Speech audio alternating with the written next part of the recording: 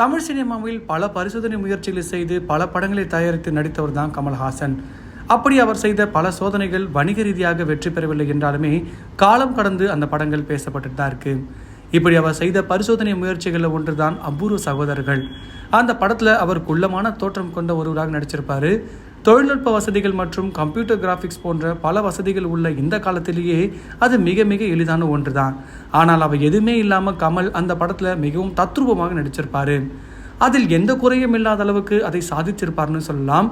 அந்த படத்தின் வெற்றிக்கு மிகப்பெரிய வெற்றி அது கதாபாத்திரமான இருக்கிறது தான். படம் வெளியாகி கிட்டத்தட்ட 40 ஆண்டுகள் ஆகியும் அதில் எப்படி கமல் நடித்தார் என்பதன் ரகசியத்தை இப்போவுமே வெளியிடவில்லை. அதை பொத்தி பொத்தி பாதுகாக்கிறதுன்னு தான் சொல்லணும். ஆனால் இப்போது ஒரு பத்திரிகையாளர் அதை அடுத்த தலைமுறைக்கு கொண்டு செல்லலாம் வேண்டாமான்னு சொல்லி கேட்டதற்கு கமல் ஒரு பதில் அளிச்சிருக்காராம்.